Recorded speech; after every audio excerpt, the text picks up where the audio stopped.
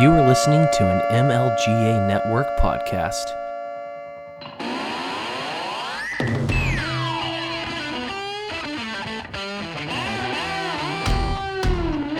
Welcome to Make Liberty Great Again, the best damn Liberty podcast that you've never heard of. Phil and I will be your guides as we peer into the ridiculous reality of our society and our government. Let's get to it. Welcome to Make Liberty Great Again. This is not going to be your typical episode. I have been on hiatus for a little while. My whole family moved from Georgia up to Pennsylvania. It was a whole thing, very long, very tedious. A lot of money spent. A lot of money. Luckily, I was able to not get caught by the cops because, technically I was an illegal immigrant in Georgia, in a sense, since, I never got my license plate renewed while I was there for a year and a half. So my license plates were from Alabama from 2017. So, but yeah, we got lucky. Did not have any issues with that. But, we've had a lot go on over the last couple of weeks. Moving in has been fun. We live in this old house that I swear to God I've seen in a horror movie, which gives it a lot of character.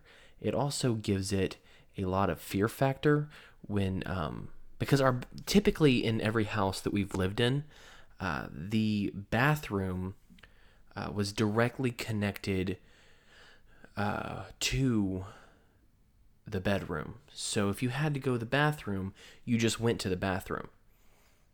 Not in this house. No, it's on the other side of the house.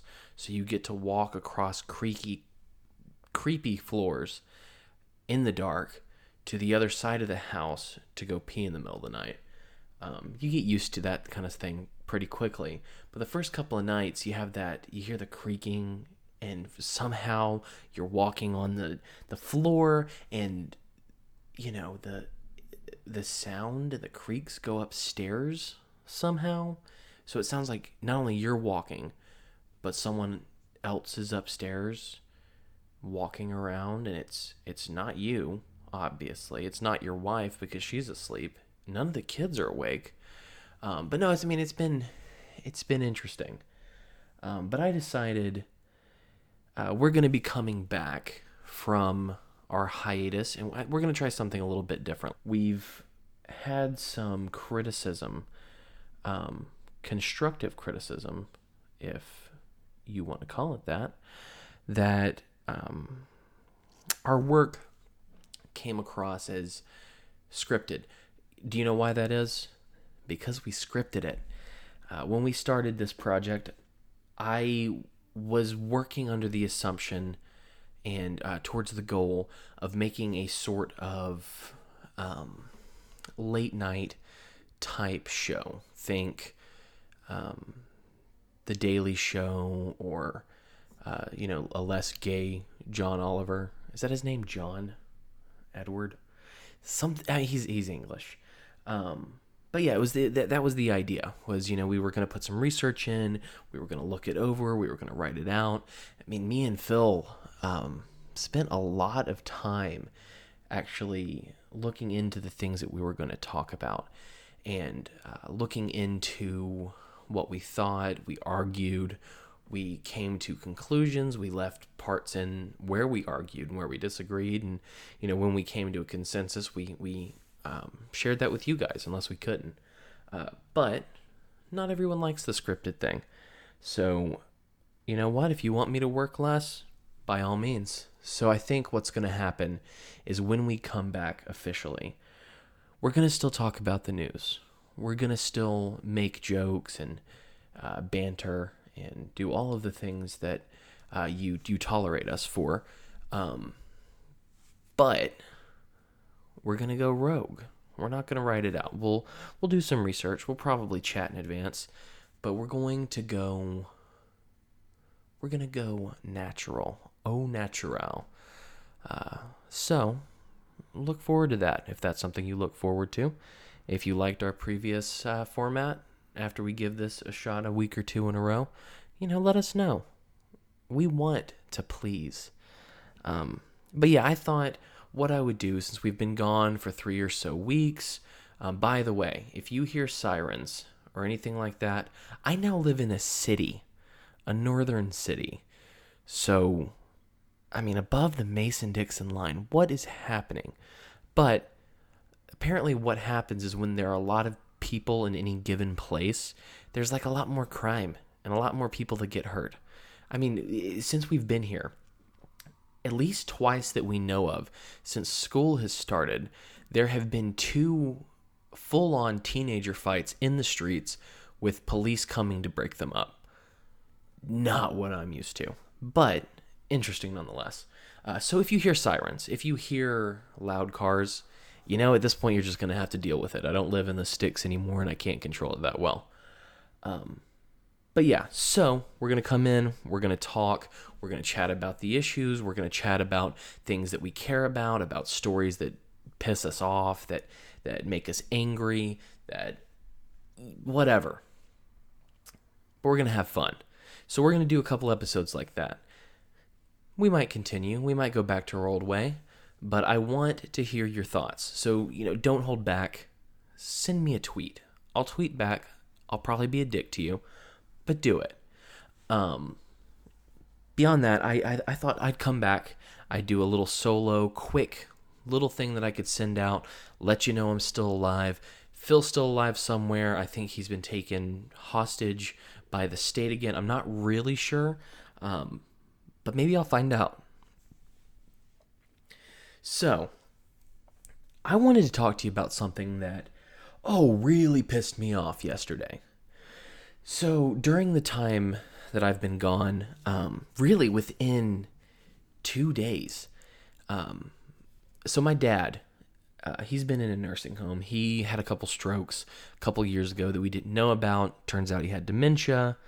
We just weren't capable of taking care of him the way that we wanted to, so he had to go to a long-term rehab facility where they'd help him make sure he ate what he could because he had trouble swallowing, blah, blah, blah. But yeah, so he was in that place, and my dad has never been a guy. He loves the state, or loved the state, unfortunately. But he had this thing about needing to be free. And so, I think it had a lot to do with motorcycle culture and him being hugely into riding Harley Davidsons, which, I inherited that. But he decided, he was actually in 2 different homes. The first home, they finally decided to send him to a new one because he kept trying to escape. He would just run out into the road and just go. And so they'd have to catch him and bring him back. So they were like, we're going to put him in a secure facility where he'll be safe and he'll be okay. All right, sure. And it was actually closer to my childhood home. It'd be more of a normal place that he knew where he was. Cool, let's do that. We'll sort of know where he was because, dementia. But the other day, actually, 2 days ago, the hospital called me, and he said, the nurse calls and she says, hey, your dad escaped. Actually, this was last week. Got a call from the home. I don't think the home ever told us anything. It was the hospital. They said, hey, your dad's here at the hospital. He has broken his hip, and we're going to do a hip replacement. I said, okay. How did he break his hip? Well, the old bastard decided he was going to escape again. I'm not sure of the specifics of what happened. I don't know if someone had to tackle him or if he just fell. But he fell, he broke his hip, and he needed to get a half hip replacement. They were replacing the ball in his hip. Okay, fine. Go ahead and do that. That's fine, The man needs a hip if he's going to try to escape again. So he goes into surgery. Some friends from the church that I grew up in went down to the hospital before he had his surgery and after, just to kind of make sure he was okay, make sure things were going all right. And right after he had the surgery, the doctor said, hey, everything is going well. He should recover in a few days. He should be back in the rehab facility probably tomorrow. Everything went well. But then I didn't hear anything for about 2 days or so. And the guy from church that had gone over and visited him was going out of town, and he was asking, is he going back to the home? Is he still in the hospital? What's going on? And so I decided that I was going to call the hospital, and this was Monday, 2 days ago. And so right before I went to call the hospital, I got a call from the hospital. And the nurse was like, she told me, so essentially, as he was recovering, he wasn't very responsive verbally, and then he had a respiratory issue, and they had to intubate him. And do we want a DNR? I've heard horror stories of people, especially older people who have had some of the issues my dad has had, who get resuscitated, and with the dementia and all that, oxygen not being in the brain can just make it worse. Chest compressions, you can get broken ribs from that. And so I called my siblings, and we talked out what we were going to do, what we needed to do, etc. Called them back and said, yeah, if something happens, we don't want him to be in pain and to have brain damage that'll just make his life more miserable than it is right now. We'll just go ahead and do that. Next day, at about 10:30, I guess, yesterday, got a call from the nurse. I missed it. I was actually editing a thank you for your servers episode, and I was just kind of working on that. I've got it so that numbers I don't know don't come through on my phone, so I didn't see it. And then I eventually called him back, and they let me know that my dad had passed away at 9:55 that morning. It's very sad. Right now, there's that emotional highs and lows that you go through when something like that happens. But here's what pissed me off. My dad wants to be cremated. He doesn't want to be buried. He doesn't want any of that. He wants, what was it? He wants to be cremated, and then he wants me to take his ashes and ride my motorcycle and let him out near his favorite beach in Florida. So, that's the plan. Talking to my siblings, they really wanted to see his body for closure. I don't really want to do that.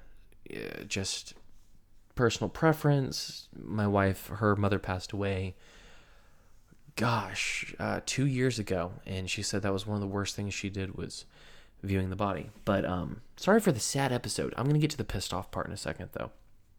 But I didn't want to see the body. So Dad's in a morgue.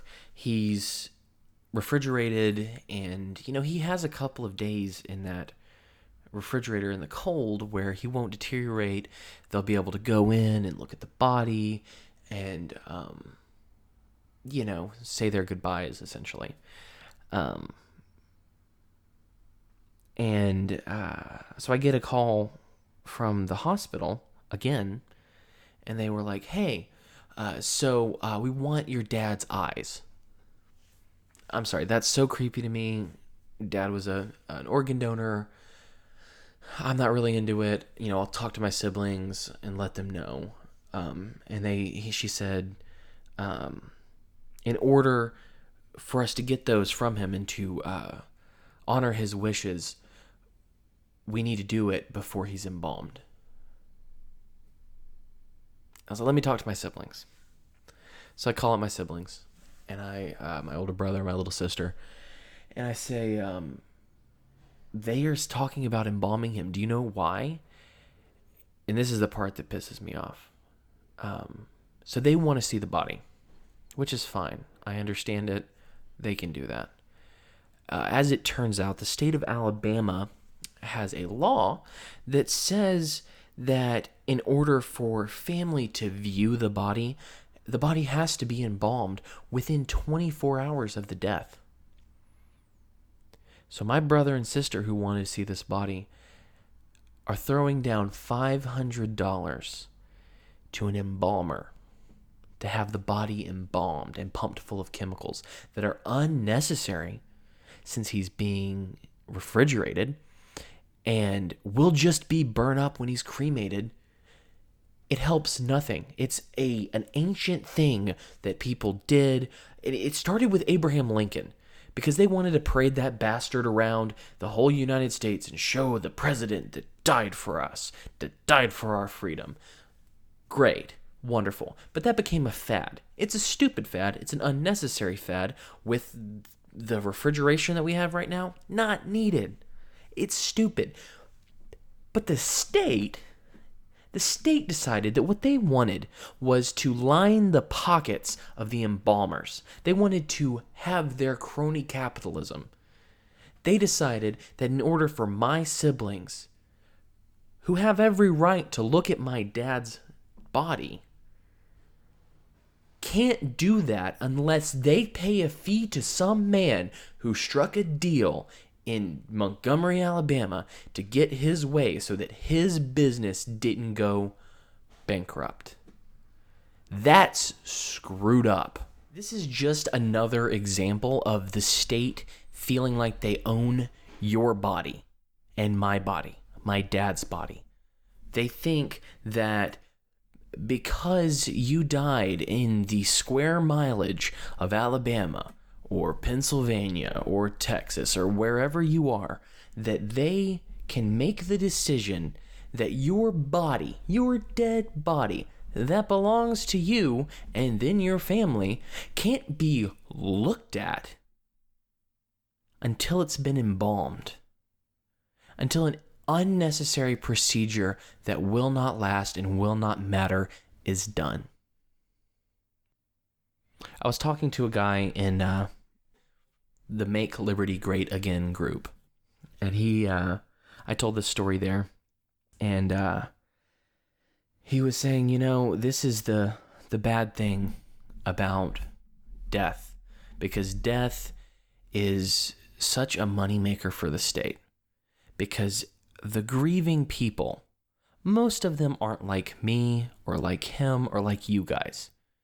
They don't see this stuff and see what's going on. They just see, my dad died. I want to see him one more time. If I have to pay $500, I'll pay it. They take advantage of that. They take advantage of you. They're taking advantage of my brother and sister. It's what they do. They think they own your body, and they will flex that belief even after you're dead. It's disgusting. It's sick, and it makes me angry. So yeah, I just wanted to talk about that for a minute. Send me a tweet. Let me know your thoughts. Send me an email if you want. I don't care. Me and Phil will be back very soon. I also have some other projects that I'm working on that I'm really excited to announce. There are two primary ones that I'm focusing on. But yeah, I can't wait to let you guys know about that. I will be back soon, and I will have a much more handsome man with me. Keep it sane, man. Keep it free. Fight the state. Get pissed off. Let them know what you think when they tell you when they tell you that they own you. When they tell you that your body doesn't belong to you. When they tell you that you can't make money to cover the cost of your funeral by selling your organs. You know how I feel about this stuff. Either way, have a great day, a great night, a great morning, whatever you're doing right now. Have a great time at it. We will see you soon.